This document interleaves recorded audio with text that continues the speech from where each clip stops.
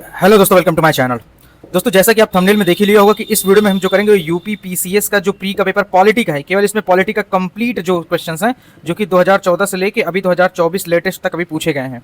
ठीक है, इसमें मैं आपको बताना चाहता हूं कि जैसा आप लोग कह रहे हैं कि 2024 को कई लोग मान रहे हैं कि 2024 का जो भी पेपर है वो काफी टफ माना जा रहा है, अभी तक का सबसे टफ माना जा रहा है, क्योंकि इसमें कितने ढेर सारे क्वेश्चन आपने देखो, करीब 15 17 18 क्वेश्चन तो क्रोनोलॉजिकल ऑर्डर में ही दिए हुए हैं। लेकिन आप अगर उसको सही से एनालिसिस करेंगे तो आप देखेंगे कि ये केवल और केवल पीवाईक्यू ही था और उसको अच्छी तरीके से घुमाया गया था। ये मैं केवल एक क्वेश्चन को आपको प्रूफ दिखा रहा हूं। देखिए यहां पर यह जो आप क्वेश्चन देख रहे हैं ये 2016 का क्वेश्चन है। गोलकनाथ केस, सज्जन सिंह केस, शंकरी प्रसाद केस, केशवानंदा भारती केस, सबके सामने क्या दिया हुआ, ईयर दिया हुआ है। इसमें क्या पूछ रहा है, बेसिक स्ट्रक्चर पूछ रहा है। तो एक तरीके से पीवाईक्यू करने का मतलब ये है कि आपको इस केस के बारे में भी मालूम होना चाहिए, इस केस के बारे में मालूम होना चाहिए, इस केस के बारे में, चारों केस के अलग अलग आपको मालूम होना चाहिए, इसके ईयर भी आपको पता होना चाहिए। जैसे ही इसने ये पूछ लिया, अब यही क्वेश्चन देखिए नीचे देखिए 2020 में सेम क्वेश्चन रिपीट कर दिया। ठीक है, अब 2024 में इसने क्या किया, इसने केवल और केवल देखिए क्या दिया, शंकरी प्रसाद केस, शंकरी प्रसाद case, Sajjan Singh, Golaknath case, Keshavananda Bharti case, चारों केसेस वही डाला, लेकिन उसने क्या दे दिया। ठीक है, अब ईयर हटा के सीधा यहां कह दिया क्रोनोलॉजिकल ऑर्डर में आप डाल दीजिए। तो ये क्वेश्चन टफ बन गया, क्वेश्चन टफ बन गया, क्योंकि हम लोग डायरेक्टली किसका, हम लोग मान लीजिए गोलकनाथ केस, बेरूबारी केस पढ़ लेते हैं, सज्जन सिंह केस, शंकरी प्रसाद केस ज्यादा उतना मतलब जो जनरली नहीं पढ़ाया जाता। लेकिन जब पीवाईक्यू में ये दो बार पूछ चुका है तो आपको ईयर तो कम से कम रटा होना चाहिए, और कम से कम मिनिमम 10 ईयर्स के पीवाईक्यू तो आपको करने ही चाहिए। लेकिन कम से कम मैं आपको बताता हूँ, अभी मैंने अपने चैनल पे 1991 से जो स्टार्ट किया है ईयर वाइज, वहां तक मैं 2001 तक मैं ऑलरेडी करा चुका हूँ। अपने चैनल के प्लेलिस्ट पे जाके भी देख सकते हैं। ठीक है, पहली चीज, अगर जिसका अभी भी अगर पॉलिटी नहीं कंप्लीट है तो मैं आपको बता देता हूँ कि माइंड मैप के नाम से मेरी चैनल पे एक सीरीज है, आधे आधे घंटे 20-20 मिनट का वीडियो, एक एक चैप्टर का, उसमें एक भी क्वेश्चन आपका बाहर नहीं जाएगा, इसकी मेरी 101% गारंटी है। तो चलिए, आप लोगों ने ये देख लिया, तो इसी तरीके से केवल पॉलिटी, केवल मैंने एक एग्जांपल लिया। आप इकोनॉमिक्स का भी एक क्वेश्चन देखेंगे 2016 का ही उठाया उसने। कहां से उठाया, 2016 का ही उठाया, और उसमें भी ये सेम चीजें था। जैसे देखेंगे बैंक का नेशनलाइजेशन, एक आप क्वेश्चन अगर आप देखे होंगे तो एक ये क्वेश्चन वहां पे लिखा हुआ था, और उसके बाद अगर आप देखेंगे तो उसमें भी सेम चीज उसने किया, तीन चीज दिया था वहां, ईयर मैच द फॉलोइंग था, और यहां क्या कर दिया 2024 में इसने कर दिया था क्रोनोलॉजिकल ऑर्डर में कर दिया था। तो ठीक है दोस्तों, चलिए इसको स्टार्ट करते हैं। सबसे पहले स्टार्ट देखें 2024 से करूं कि 2014 से, इसे मैं देखता हूं। ठीक है, और इसमें मैं आपको अच्छे से एक्सप्लेनेशन भी करूंगा फुल। तो जो भी इसको कम से कम वीडियो पूरा देखने के बाद आपका पॉलिटी का तो एक भी क्वेश्चन गलत नहीं होगा, इसकी मेरी 101% गारंटी है। पूरा पॉलिटी रिवाइज हो जाएगा, पूरा पॉलिटी जितने भी टॉपिक पूछेंगे पूरे चैप्टर को मैं इसका एक तरीके से पोस्टमार्टम कर डालूंगा। चलिए सब स्टार्ट करते हैं। ठीक है दोस्तों, अगर अच्छा लगे तो प्लीज सब्सक्राइब कीजिएगा प्लीज। तो दोस्तों हम यहाँ स्टार्ट कर रहे हैं ईयर 2014 से। इससे ये फायदा होगा कि जब हम 2024 तक पहुंचेंगे तो आपको ये पता चल जाएगा कि अभी पैटर्न जो है वो किस तरीके से बदल रहा है। ठीक है, अभी जो पैटर्न है वो किस तरीके से बदल रहा है, ये चीज़ें आपको पता नहीं चले, और किस चीज़ पे ज़्यादा फोकस करना है इस टाइम पे, वो ज़्यादा इंपॉर्टेंट हो जाएगा। तो सबसे पहले देख लेते हैं इंडियन कॉन्स्टिट्यूशन का। देखिए मैं इसका पूरा पोस्टमार्टम करने वाला हूँ अच्छे तरीके से, तो आपको ध्यान से देखना है, प्लस इसमें थोड़ा टाइम लगेगा, कितना भी टाइम लगेगा मुझे खुद भी नहीं पता। ठीक है, लेकिन जितना मैं बता दूंगा अगर आप उतना ही केवल करके जाएंगे डेफिनेटली आपका एक क्वेश्चन भी गलत नहीं होगा, इसकी मेरी गारंटी है। ठीक है, देख लीजिएगा, अगर पेशेंस हो तभी ये वीडियो कंटिन्यू करिएगा, अदरवाइज आप चाहे तो स्किप करके सीधा जो इच्छा हो आप कर सकते हैं, रील्स वगैरह जो देख सकते हैं, इंस्टाग्राम अगर स्क्रॉल करना चाहे तो वो भी कर सकते हैं। ये कह रहा है the constitutional advisor to the constitution assembly was. ठीक है, कॉन्स्टिट्यूएंट असेंबली के जो कॉन्स्टिट्यूशनल एडवाइजर कौन थे, इसका आंसर है बी एन राव। देखिए कॉन्स्टिट्यूएंट असेंबली का मतलब क्या होता है कि देखिए कॉन्स्टिट्यूशन को बनाने के लिए एक असेंबली क्रिएट किया गया था। ठीक है, वो असेंबली सबसे पहली बार, देखिए सबसे पहली बार मिली थी 9 दिसंबर 1946 को। ठीक है, यहाँ पे रुकिए। ठीक है, यहाँ मैं इस तरीके से रफ कर दूंगा। ठीक है, आप इसको देखिएगा जो भी आप, ठीक है, इसे मैं रफ कर रहा हूँ, आप देखिएगा इसमें एक पॉइंट भी आपका पूरा कॉन्स्टिट्यूट असेंबली से जितने भी रिलेटेड क्वेश्चन अभी तक आए होंगे ना, सभी आप कर ले जाएंगे, और फ्यूचर में भी अगर कोई क्वेश्चन आएगा तो वो भी आप जरूर से जरूर आप कर ले जाएंगे। ठीक है, इसका आंसर बी एन राव हो जाएगा। ठीक है, इसमें देखिए क्या है कि जो कॉन्स्टिट्यूट असेंबली सबसे पहली बार मीटिंग हुई थी कॉन्स्टिट्यूशन को फ्रेम करने के लिए, कॉन्स्टिट्यूशन को बनाने के लिए, ये ठीक है 1946 में मिली थी 9 दिसंबर, इसकी फर्स्ट मीटिंग हुई थी। ठीक है, तो यहाँ पे प्रेसिडेंट कौन थे, डॉक्टर सचिनंदा सान्याल जी थे। ठीक है, लेकिन इसके जस्ट 2 दिन बाद एक मीटिंग और होती है। ठीक है, 1946 को यहाँ पर जो प्रेसिडेंट हो जाते हैं वो डॉक्टर राजेंद्र प्रसाद हो जाते हैं। ठीक है, डॉक्टर राजेंद्र प्रसाद हो जाते हैं। यहाँ पे एक फ्रेंच की प्रैक्टिस की गई थी कि जो सबसे सीनियर मोस्ट पर्सन होगा उसे बनाया जाएगा प्रेसिडेंट। ठीक है, लेकिन अब देखिए इनकी एक तरीके से एक आगे जो कॉन्स्टिट्यूशन फ्रेम करने की जो जिम्मेदारी थी वो इनकी थी, इनके ये प्रेसिडेंट थे। ठीक है, ये चीज़ यहाँ पे एक इंपॉर्टेंट पॉइंट आपको याद रखना है कि जो मुस्लिम लीग थी वो यहाँ पे पार्टिसिपेट नहीं की थी। वो किसकी मांग कर रही थी, वो सेपरेट एक देश की मांग कर रही थी, जो कि रिजेक्ट कर दिया गया था according to cabinet mission plan. Cabinet mission plan ने ही इसकी जिम्मेदारी दी थी कि आप अपना संविधान चलिए हमको बना के दिखाइए। ठीक है, तो अब देखिए संविधान बनने में आपको पता होगा कितने दिन लगा था, कितने दिन लगा था? 2 years 11 month एंड 18 days, इतना लग गया था। तो इस संविधान को बनाने के लिए ढेर सारी कमेटीज बनाई गई थी। भाई एक आदमी तो काम नहीं कर पाएगा, तो सभी को कह दिया गया था कि आपको एक चीज की पता था कि ड्राफ्टिंग कमेटी के चेयरमैन, आपने पढ़ा होगा ड्राफ्टिंग कमेटी के chairman doctor B.R. Ambedkar ji थे। तो उसी तरीके की ढेर सारी कमेटीज थी। तो उसी में से ये क्वेश्चन उठाया गया है कि भाई उसे बताओ एडवाइजर कौन थे, कॉन्स्टिट्यूशनल एडवाइजर कौन थे? तो यहाँ पे हो जाएगा हमारे पास B.N. राव जी के पास। ठीक है, इसके अलावा पूछता है जैसे यूनियन पावर कमेटी किसके हाथ में थी? ठीक है, यूनियन पावर कमेटी किसके? ये जवाहरलाल नेहरू जी के हाथ में आ जाएगी, जवाहरलाल नेहरू के हाथ में आ जाएगी। और इसके बाद मान लीजिए एक इसमें ये पूछा जाता है कि ad hoc committee on national flag, ad hoc committee on कुछ परमानेंट कमेटी बनाए, कुछ एक तरीके से कुछ इंपॉर्टेंट पॉइंट्स के लिए, मतलब इंपॉर्टेंट इवेंट्स के लिए, जो भी इंपॉर्टेंट सब्जेक्ट था उसके लिए बनाया गया था कुछ कमेटी, तो उसको एडहॉक कमेटी के अंदर रखा गया था। मतलब एक तरीके से छोटी कमेटी थी। नेशनल कमेटी ऑन, अगर नेशनल फ्लैग के लिए कह दिया गया था तो वो हो जाएंगे डॉक्टर, ये भी राजेंद्र प्रसाद ही हो जाएंगे। और एक चीज़, 3 चीज़ मैं आपको बता देता हूँ। हमारा यहाँ से देखिएगा 3 पॉइंट हमें याद रखना है। हमारा एक तरीके से जो फ्लैग को कब अडॉप्ट किया गया था, नेशनल फ्लैग को कब अडॉप्ट किया था, ये क्वेश्चन पूछा गया है। ठीक है, 22 जुलाई 1947 को। और अगर आपसे कह दिया जाएगा नेशनल एंथम को कब अडॉप्ट किया गया था, ये किया गया था 24 जनवरी 1950 को। दोनों चीज़ याद रख लीजिएगा। ठीक है, दोनों चीज़ आपको याद रख लीजिएगा। ये और एक चीज़ आपको और पता, जैसे ये 2 डेट होगी ना, 9 दिसंबर 1946 और उसके बाद 11 दिसंबर 1946 को। इसी के बाद 2 दिन और बाद 13 दिसंबर 1946 को जवाहरलाल नेहरू थे जिन्होंने एक ऑब्जेक्टिव रेजोल्यूशन को पास किया था, ऑब्जेक्टिव रेजोल्यूशन को पास किया था। यही ऑब्जेक्टिव रेजोल्यूशन बाद में हमारा जाके प्रीएम्बल ऑफ इंडियन कॉन्स्टिट्यूशन आता है। इसे हमने कहाँ से अडॉप्ट किया था? यूएसए से अडॉप्ट किया था। पहले जी, इसमें एक बार अमेंडमेंट हुआ है 42nd कॉन्स्टिट्यूशन अमेंडमेंट एक्ट 1976 में। इसके अंदर क्या था कि 3 वर्ड को जोड़ा गया था, सोशलिस्ट, सेकुलर एंड इंटीग्रिटी को। सोशलिस्ट, सेकुलर एंड इंटीग्रिटी को यहाँ पे क्या किया गया था? ऐड किया गया था 42nd कॉन्स्टिट्यूशन अमेंडमेंट एक्ट को।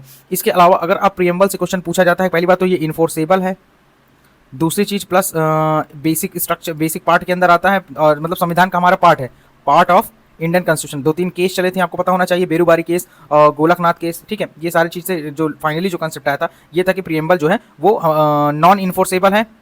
ठीक है, नॉन जस्टिसिएबल है। ठीक है, पहली चीज़, लेकिन बेसिक हमारे पार्ट है। इतना चीज़ आपको पता होना चाहिए, ये क्वेश्चन ऑलरेडी पूछा गया था। ठीक है, तो इतना चीज़ हो सकता है। कॉन्स्टिट्यूएंट असेंबली के बारे में मैंने आपको बता दिया था। ठीक है, और एक इसमें और कमेटी इंपॉर्टेंट हो जाती है कि देखिए यूनियन पावर कमेटी मैंने आपको बता दिया था, कॉन्स्टिट्यूशनल एडवाइजर कौन थे? B.N. राव थे। Union power committee Jawaharlal Nehru, और एडहॉक कमेटी और नेशनल फ्लैग हो जाएंगे डॉक्टर राजेंद्र प्रसाद। एक कमेटी और पूछा जाता है कि जिसे फंडामेंटल राइट के लिए किया गया था, वो थे J.B. कृपलानी। और आपको पता होगा जब हमारा संविधान आज़ाद हुआ था 1947 में, ठीक है, जब हमारा देश आज़ाद हुआ था 1947 में, तो उस टाइम कांग्रेस की जो प्रेसिडेंटशिप थी वो आचार्य J.B. कृपलानी के पास थी। और ये क्वेश्चन अभी पूछा गया था RO एंड ARO में। क्या पूछा गया था कि जो 1938 का, अगर देखिए ये एक तरीके से रिवीजन आपका चल रहा है, 1938 में जो सुभाष चंद्र बोस ने किसको हराया था प्रेसिडेंटशिप में? तो आचार्य J.B. कृपलानी ही थे वहाँ पे।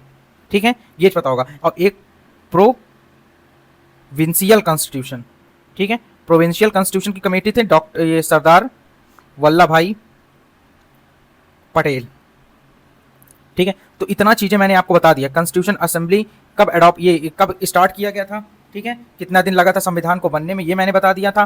पहली जो मीटिंग हुई थी ये अभी IAS 2024 का क्वेश्चन है, पता होना चाहिए।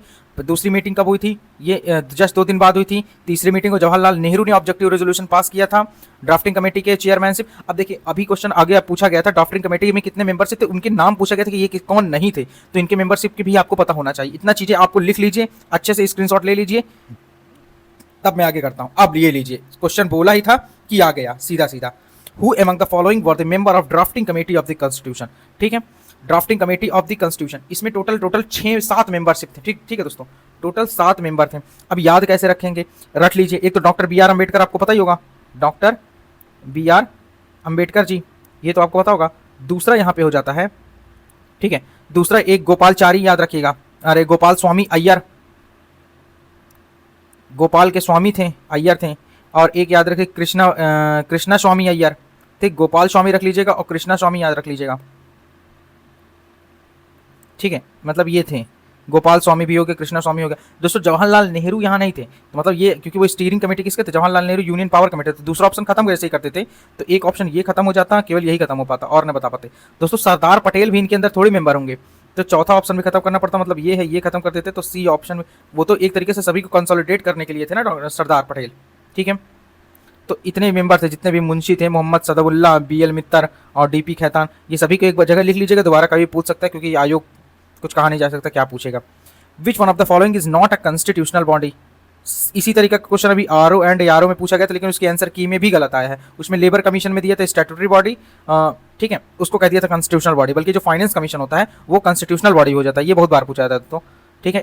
इसके लिए क्या होता है, देखिए प्रेसिडेंट जो होते हैं वो फाइनेंस कमीशन को फॉर्म करते हैं, ठीक है। इसके अंदर टोटल 4 मेंबर्स होते हैं। ये रिकमेंड करता है कि सरकार के पास जितना टैक्स आया वो स्टेट और सेंट्रल में कितना डिवाइड होगा, ठीक है। ये रिकमेंड करता है, लेकिन इसकी जो रिकमेंडेशन होती है वो बाइंडिंग नहीं होती। एक कॉन्स्टिट्यूशनल बॉडी, क्योंकि संविधान के अंदर इसका मेंशन है आर्टिकल 280 के अकॉर्डिंग। प्लानिंग कमीशन दोस्तों अभी तो खत्म हो गया 2025 में, ये कभी खत्म कर दिया 2016 में खत्म करके नीति आयोग ला दिया गया था। यही नॉन कॉन्स्टिट्यूशनल बॉडी थी, और इतनी समय क्या नाम है जो नीति आयोग है वो ना ही कॉन्स्टिट्यूशनल है ना ही स्टैट्यूटरी है। अगर पार्लियामेंट के किसी एक्ट से कोई बॉडी बनती है तो सब लोग स्टैट्यूटरी बॉडी बनती है। देखिए पब्लिक सर्विस कमीशन, आप जिसकी तैयारी करते हैं UPSC, तो इसके लिए आर्टिकल हो जाता है 312। इसी के पास एक आर्टिकल आता है 312 होता है ऑल इंडिया सर्विस। हमारे संविधान में 3 ऑल इंडिया सर्विस हमारे पास, एक IAS है, एक IPS है, एक इंडियन फॉरेस्ट सर्विस है, फॉरेन सर्विस मत लगा दीजिएगा, ठीक। इलेक्शन कमीशन के लिए आपके लिए आर्टिकल हो जाता है 324, ये आपको पता होना चाहिए, इलेक्शन कमीशन का आर्टिकल होता है। तो जिसका आर्टिकल है मतलब वो संविधान में मेंशन है, तो कॉन्स्टिट्यूशनल बॉडी हो गई। ये चीजें आती है, आपको पता होना चाहिए, ठीक है। Which one of the following article state village panchayat, कितनी बार मैंने आपको बताया था, आर्टिकल 40 इसका आंसर है, ठीक है। ये देखिए DPSP के अंदर आता है दोस्तों, directive principle of state policy, आपको पता ही होगा, पार्ट 4 के A पार्ट में आता है, हमने आयरलैंड से लिया है, ठीक है।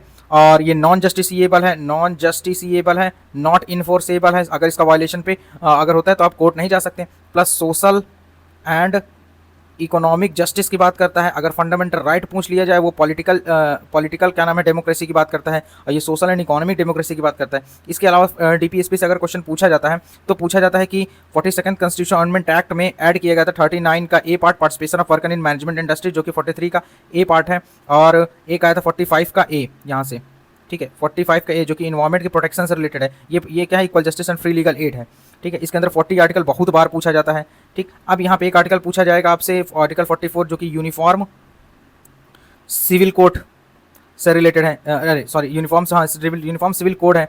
तो इसके उत्तराखंड पहला राज्य बन गया जो कि इसने लागू किया है।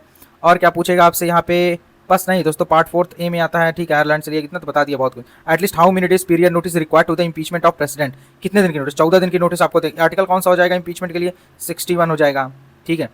हाँ,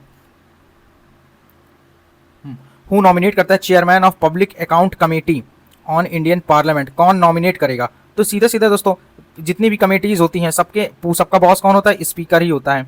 तो स्पीकर नॉमिनेट करता है दोस्तों। और यहाँ पे देखिए, अगर अकाउंट कमेटी के बारे में आपको बता दूं तो कोई भी मिनिस्टर इसका चेयरमैन नहीं होता है, ये चीज़ें आपको पता होनी चाहिए। सबसे लार्जेस्ट कमेटी आपसे कभी कभी पूछा जाता है वो एस्टीमेट कमेटी है, उसमें 30 मेंबर होते हैं, पूरे के पूरे लोकसभा के होते हैं। बाकी पब्लिक अकाउंट कमेटी में 21 मेंबर, जो कि 15 लोकसभा से 7 राज्यसभा से, ये सारी चीज़ तो आपको पता ही होगा, ठीक है। अभी देखिए और बार आएगा ना तो और उसे हम एक तरीके से उसका पोस्टमार्टम करेंगे, ठीक है। Which one of the following are the correct about Rajya Sabha, it is not subject to dissolution, बिल्कुल सही है, राज्यसभा कभी डिसॉल्व नहीं हो सकती। इट हैज टर्म 5 ईयर है दोस्तों, 5 ईयर नहीं है दोस्तों, इसका 6 ईयर है। और हर साल 1/3 मेंबर हर 2 साल में रिटायर होते हैं, 1/3 मेंबर आफ्टर 2 ईयर्स, मतलब ये भी सही है। अब बोल रहा है it has not less than, नहीं दोस्तों देखिए इसमें 30 ईयर होगा, मिनिमम 30 साल चाहिए। देखिए प्राइम मिनिस्टर बनने के लिए मतलब लोकसभा का मेंबर होना चाहिए, तो मतलब 25 साल चाहिए। और प्रेसिडेंट के लिए 35 साल, वाइस प्रेसिडेंट के लिए 35 साल, राज्यसभा के लिए 30 साल, पंचायत में चुनाव लड़ने के लिए 21 साल, ठीक है। वोट देने के लिए 18 साल, ये भी सही है, ठीक है।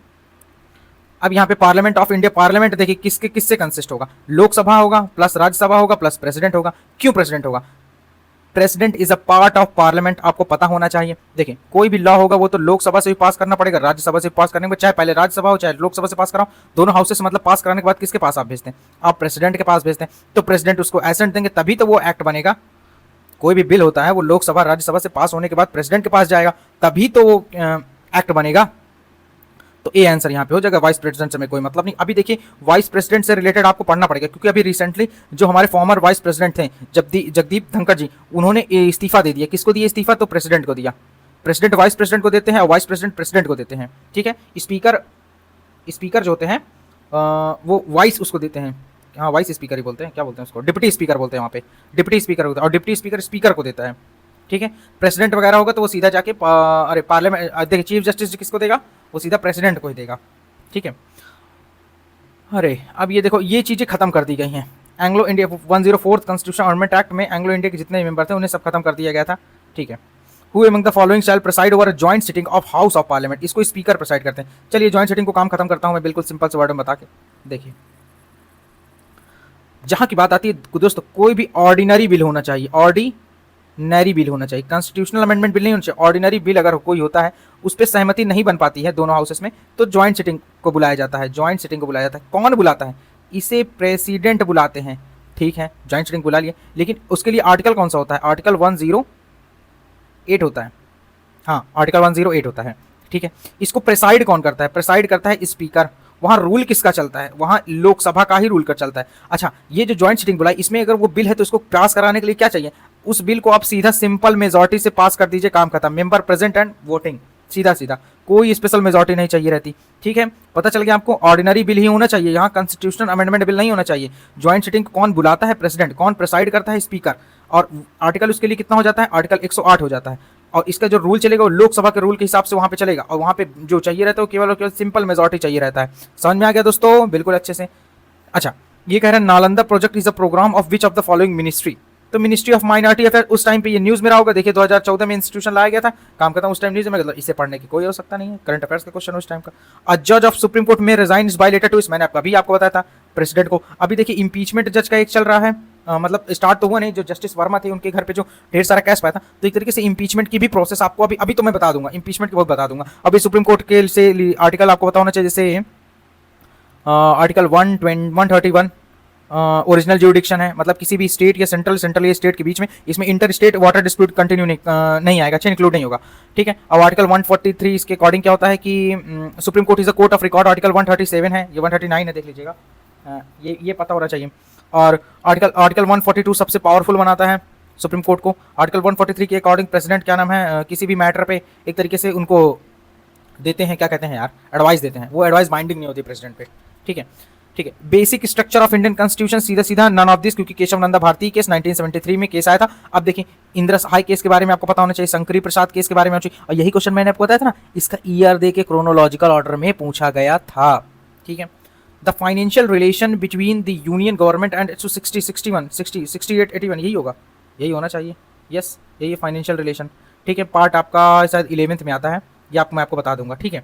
सिंपल सा क्वेश्चन है।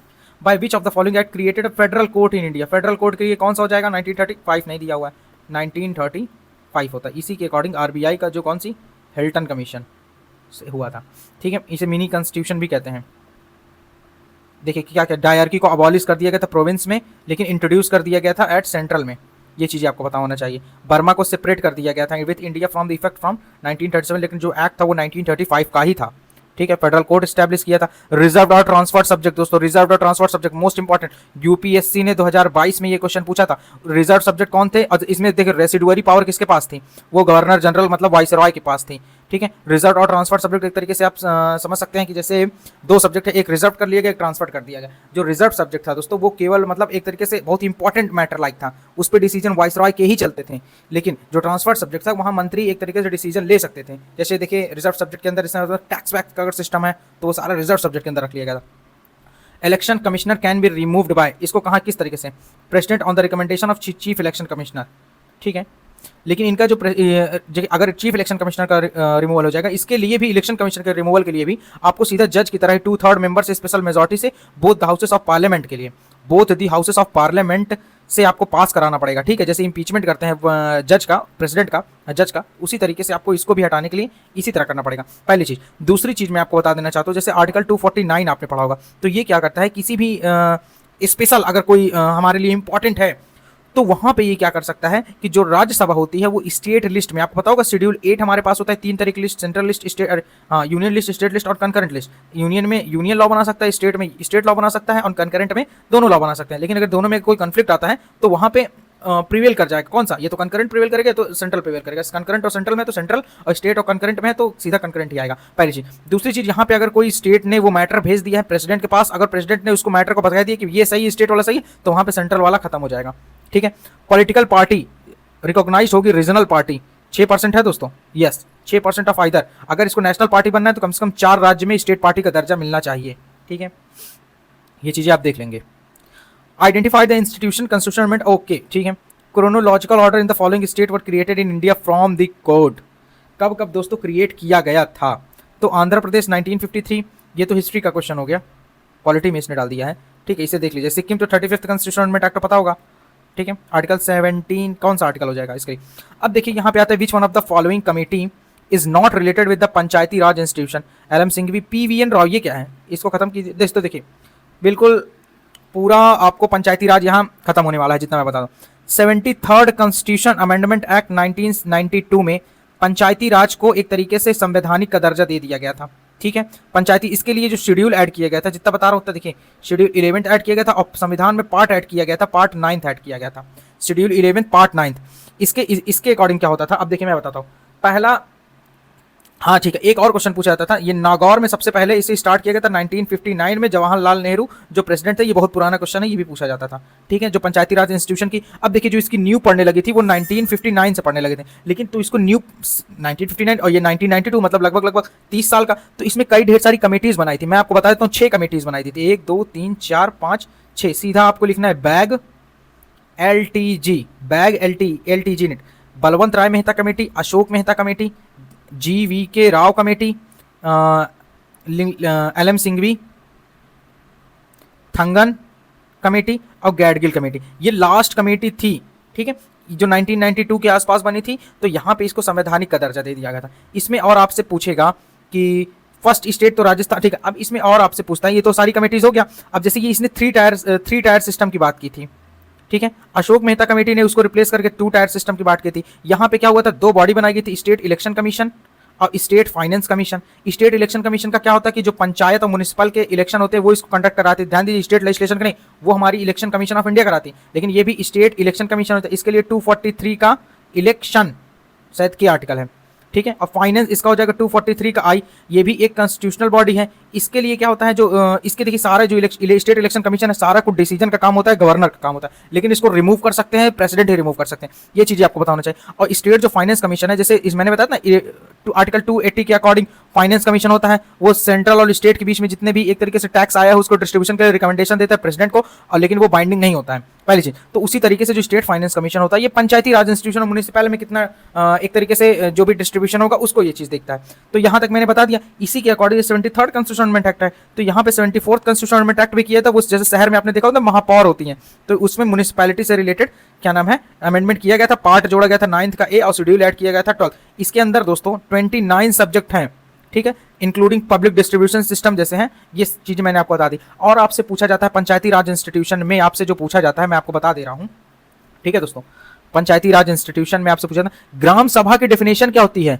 ग्राम सभा के डेफिनेशन ये कह देगा कि जितने भी मेंबर प्रेजेंट है, नहीं, जितने भी इलेक्टोरल वोटिंग में जितने का नाम है वही ग्राम सभा के मेंबर होते हैं, ठीक है। इतना चीज हो गया। और आपको क्या बताना चाहिए, ठीक है, पंचायती राज इंस्टीट्यूशन, ठीक है, हाँ ठीक है, इतना चीज मैंने आपको बता दिया। बलवंत राय मेहता कमेटी 3 नाम है, 3 टायर सिस्टम, इसने किया था 2 टायर सिस्टम, ठीक है, इतना चीज मैंने आपको बता दिया था। क्रोनोलॉजिकल ऑर्डर में दोस्तों बताया, पूछा जाता है बैग LTG को, इसको क्रोनोलॉजिकल ऑर्डर में ईयर आप देख लीजिएगा। Who among the following self constitution, ये तो लॉर्ड रिपन कहाँ गया, Lord Ripon, self Lord Ripon हो जाएगा, ठीक है। लॉर्ड कर्जन क्या होता है, लॉर्ड कर्जन ये जब बंगाल का विभाजन हुआ था, ठीक है, और इसने बंगाल का विभाजन इसी ने किया था 1905 में, Lord Curzon. Lord Canning famous है जो 1857 था, तो यहाँ पे जो विद्रोह हुआ था, रिवॉल्ट हुआ था 1857 को, तो उस टाइम वाइसरॉय कौन थे, कैनिन थे। और इसी के बाद एक्ट आता है 1958 का, जो क्वीन रानी थी विक्टोरिया, वो सारा चीज अपने हाथ में ले लेती हैं। तो उस टाइम जो इलाहाबाद में जो मीटिंग हुई थी वो भी लॉर्ड, ठीक है, ये थे। इसके अलावा लॉर्ड डलहौजी दोस्तों, doctrine of lapse, doctrine of lapse किसने स्टार्ट किया था, डॉक्ट्रिन ऑफ लैप्स सबसे पहले सतारा था कि हैदराबाद था, ये मुझे आप बताएंगे। आइडिया ऑफ प्रीएम्बल कहाँ से लिया गया था? यूएसए, मैंने आपको बताया था प्रीएम्बल यूएसए से लिया गया था, ये चीज़ मैंने आपको बताया था। और देखिए कहाँ से क्या क्या चीज़ पूछा जाता है, ये भी चीज़ आपको पता होना चाहिए ना, कि जैसे हमने ये चीज़ें कहाँ से ली, उसमें से देखिए मैं आपको कुछ चीज़ें बता देता हूँ, ठीक है। देखिए सबसे पहले प्रीएम्बल तो हमने यूएसए से ले लिया गया, थोड़ा सा आपका ये भी रिवीजन हो जाएगा। अगर वीडियो आप पूरा देख रहे हैं दोस्तों तो यकीन मानिए आपका इतनी बार रिवीजन हो जाएगा, सीधा आप क्वेश्चन देखेंगे उड़ा देंगे। रिकॉर्ड रहा है दोस्तों मेरा पॉलिटी का क्वेश्चन शायद ही कभी गलत हुआ हो, ठीक है। देखिए मैं आपको सारा कुछ रिवीजन करा देता हूँ, ठीक है। यूएसए से हमने क्या ले लिया? एक हमने लिया था, क्या लिया? प्रीएम्बल लिया है, एक फंडामेंटल राइट लिया जो कि पार्ट थर्ड में आता है, इन्फोर्सेबल है, जस्टिसिएबल है, आपको पता होगा पॉलिटिकल डेमोक्रेसी की बात करता है। एक आप ले लिए इंडिपेंडेंट ऑफ जुडिशियरी, ठीक है। और एक इम्पीचमेंट ऑफ प्रेसिडेंट, आर्टिकल हो जाता है 61 का, पार्डन के लिए 72 होता है, ठीक है। और removal of supreme court and high court जजेस, ये हमने लिया था, रिमूवल ऑफ सुप्रीम कोर्ट या हाई कोर्ट जज, ये हमने लिया था, ठीक है। और एक वाइस प्रेसिडेंट की पोस्ट को लिया था, वाइस प्रेसिडेंट की पोस्ट से लिया था। और जैसे अगर आयरलैंड से पूछा जाएगा तो यहां से हमने लिया था डीपीएसपी, ठीक है। डीपीएसपी हमने आयरलैंड से लिया था, ठीक है। और यहीं से हमने लिया था method of election of president, आपको पता ही होगा, ठीक है, बाय सिंगल ट्रांसफरेबल वोट होता है। और हमने लिया था, चलिए कह देता हूँ, ऑस्ट्रेलिया से हमने क्या लिया था बताइए? हमने लिया है कॉन्करेंट लिस्ट शेड्यूल, आप 8 ने पढ़ा था शेड्यूल, ठीक है। और एक हमने लिया था जर्मनी से, बता देता हूं, इसका मतलब होता है फंडामेंटल राइट का suspension during emergency, fundamental right का सस्पेंशन ड्यूरिंग इमरजेंसी कहां से लिया है हमने?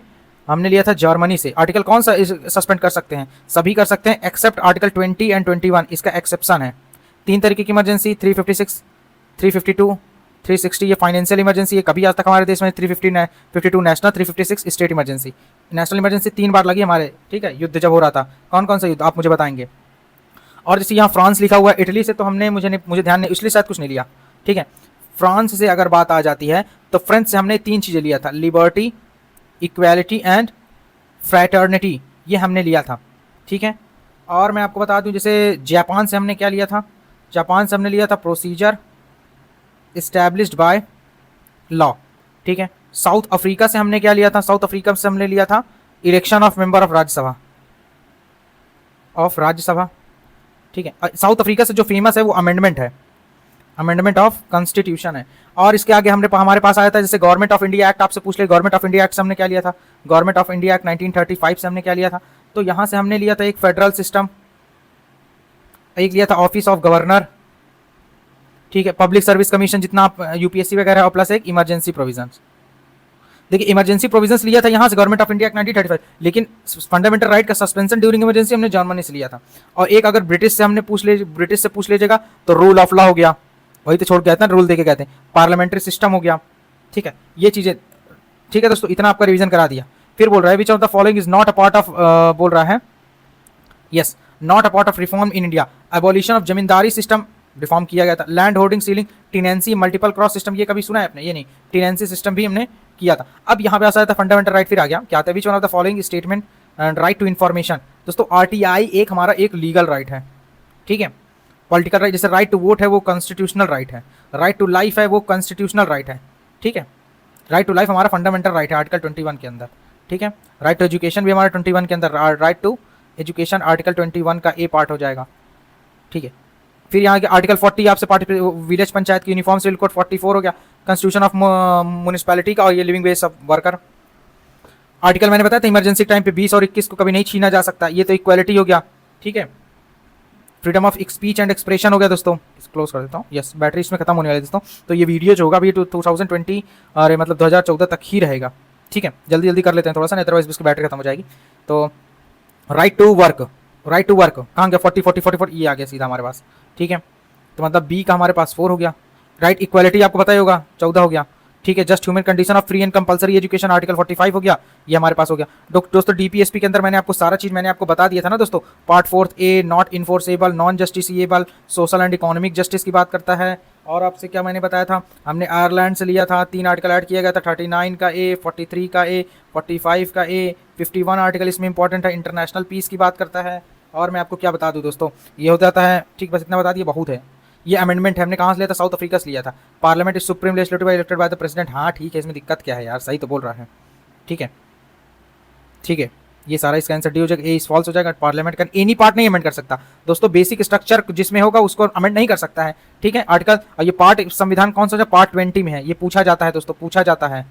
ठीक है, which one of the following state about the state finance commission is true? मैंने आपको बता दिया था, state finance commission, finance commission, इन फॉर एक कॉन्स्टिट्यूशनल बॉडी है, मैंने आपको बता दिया था इसका काम क्या होता है, ऑलरेडी मैंने आपको इसी वीडियो में बताया। While deciding any question relating the disqualification member of parliament कौन करेगा? कौन करेगा? इलेक्शन कमीशन ऑफ इंडिया करेगा। ठीक है, राइट टू वर्क, ये सारा कुछ मैंने बता दिया था। अपॉइंटमेंट ऑफ गवर्नर 155, सीधा अपॉइंटमेंट ऑफ गवर्नर। एक और पूछा जाता था, आर्टिकल 162 पर पूछा गया था, यूपीपीसीएस 2019 में तो extensive power of the state था, हो गया। Which one of the following is not related to union state relation? Sarkaria commission, Rajamannar Indrajit Gupta commission, ये स्टेट फंडिंग फॉर इलेक्शन था। पुच्ची कमीशन भी आपको पता ही होगा, ये सारा कुछ आएगा, डोंट वरी। ठीक है, इसकी बैटरी खत्म होने वाली, अदरवाइज मैं आपको अच्छे से और करा देता। ठीक है, ये अभी हम लोग कहाँ चल रहे हैं? 2015 आ गए। ठीक है, तो मैं इसी के बाद ही दोस्तों, रुक जाए, 2015 है ना दोस्तों, इसकी बैटरी जाने वाली, इसलिए मैं बाद में कंटिन्यू करूँगा, यहीं से कंटिन्यू करता हूँ। रुकिए, 3-4 क्वेश्चन है, इसको निपटा ही देता हूँ, 3-4 ही क्वेश्चन है, 3-4 question. Which one of the following article of Indian constitution vest the president of India the power to issue ordinance? Ordinance issue करने के लिए 123, और अगर पार्डन के लिए 62, अगर प्रेसिडेंट का इंपीचमेंट करना है तो 61, इसका 72, और अगर एक आर्टिकल इसमें इंपॉर्टेंट है 108, मैंने क्या बताया था? Joint sitting. ठीक है, और आर्टिकल पूछा जाता है 143, ये क्या करते हैं? राय लेते हैं सुप्रीम कोर्ट से, लेकिन वो बाइंडिंग नहीं होती जो राय देते हैं। 42nd constitution amendment act fundamental duties add किया गया था 51A, इसे हमने कहाँ से लिया था? इसे हमने लिया था यूएसएसआर से। देखिए, फंडामेंटल ड्यूटीज जो है वो हमारे पास टोटल 11 हैं, लेकिन रिकमेंडेशन किसकी थी? फिर मैं आपको यहाँ से थोड़ा सा बता देता हूँ। ठीक है, कितना चीज़ दोस्तों एक वीडियो में देख रहे हैं, रिवीजन हो जाएगा आपका। ठीक है, देखिए, अगर फंडामेंटल ड्यूटीज़ की बात आती है, ठीक है, तो हमें एक तरीके से इतने राइट्स हैं तो हमारे कुछ कर्तव्य भी हैं, लेकिन ये जो कर्तव्य है ये केवल और केवल इंडियंस के लिए है, ये बाहर अगर वायलेट करते हैं तो उससे हमें कोई दिक्कत नहीं है। ठीक है, ऐसा भी नहीं है कि नॉन जस्टिसिएबल है, नॉट इन्फोर्सेबल भी है, नॉट इन्फोर्सेबल है, जबरदस्ती नहीं कराया जा सकता। आर्टिकल 51 का ए पार्ट में आता है, स्वर्ण सिंह कमेटी के रिकमेंडेशन पे था, 42nd कॉन्स्टिट्यूशन अमेंडमेंट एक्ट 1976 में इसको ऐड किया गया था। स्टार्टिंग में हमारे पास थे कितने थे? 10 थे, लेकिन अभी टोटल में कितने हैं? 11 हो गए, तो एक ऐड किया गया है, एक ऐड किया गया। एक कब ऐड किया गया? एक 2002 में ऐड किया गया था, 86 कॉन्स्टिट्यूशन अमेंडमेंट एक्ट। ठीक है, 2002 में, इसमें 6 से 14 साल के बच्चों के लिए क्या नाम है? कंपलसरी एजुकेशन थी, एलिमेंट्री एजुकेशन। और ये जो 10 थी, इसमें जैसे आ गया कि साइंटिफिक टेम्पर वगैरह भी इसमें लिखा हुआ है कि आपको फ्लैग की रिस्पेक्ट करना है, नेशनल एंथम की रिस्पेक्ट करना है, तो ये सारी चीज इसमें इंक्लूडेड है। ठीक है, और इसको लिया कहाँ से गया था? यूएसएसआर से लिया गया था। आर्टिकल हो जाता है 51 का ए पार्ट। अगर आर्टिकल 51 36 से 51 क्या था? इसके पहले डीपीएसपी था। Among the following to review finance commission to review the financial position of panchayat कौन करेगा? गवर्नर को ही देते हैं। देखिए, जितनी भी सेंट्रल में रिपोर्ट आती है वो सभी किसको देती हैं? प्रेसिडेंट। और प्रेसिडेंट कहाँ रखते हैं? पार्लियामेंट के पास रखते हैं। और स्टेट में इसी तरह जितनी भी रिपोर्ट्स रहती हैं सभी के अटॉर्नी जनरल, क्या कि जितने भी सेंट्रल में रहती हैं उसी तरीके से अटॉर्नी जनरल ऑफ वो गवर्नर को देंगे, गवर्नर कहाँ रहेंगे? स्टेट लेजिस्लेचर के पास रखेंगे। 11th शेड्यूल मैंने आपको बताया था किसके रिलेटेड? पंचायती राज से रिलेटेड है। तो और ये किसे, ये 12th शेड्यूल है, इसके अंदर 29 सब्जेक्ट है, मैंने आपको सारा कुछ बता दिया। सेंट्रल स्टेट रिलेशन मैंने आपको बता ही दिया था। Who among the following shall have right to ordinances? All attorney general कहाँ गया? Attorney general of India, attorney general of India. ठीक है, लेकिन वोट देने का अधिकार नहीं होता। ठीक है, आर्टिकल 76 होता है। ठीक है, इतना चीज दोस्तों मैंने आपको बताई। सरकारी कमीशन देख लीजिए, राजा मन्नार देख लीजिए, पुच्ची देख लीजिए, यहाँ तक मैंने आपको बता दिया। इसके बाद देखिए, इकोनॉमिक्स तो हमें करना नहीं है, इसके बाद हमारे पास स्टार्ट हो जाएगा यहाँ से। ठीक है, पॉपुलेशन एंड अर्बनाइजेशन, ये देखिए यहाँ से 2015 के बाद री एग्जाम भी होता है, तो वो स्टार्ट हो जाएगा। तो hope you guys like this video. ये अभी एक तरीके से वीडियो नंबर 1 है, करीब 3-4 वीडियो लग जाएगा, क्योंकि थोड़ा मेरे पास गैजेट्स भी इतने नहीं है कि मैं सारा एक साथ रिकॉर्ड करके अपलोड कर पाऊँ। दोस्तों मिलते हैं नेक्स्ट वीडियो में। कैसा लगा आपको जरूर कमेंट सेक्शन में बताइएगा, आपका कितना रिवीजन हुआ, और कोई अगर सुधार है तो वो भी आप मुझे जरूर से जरूर बताइएगा।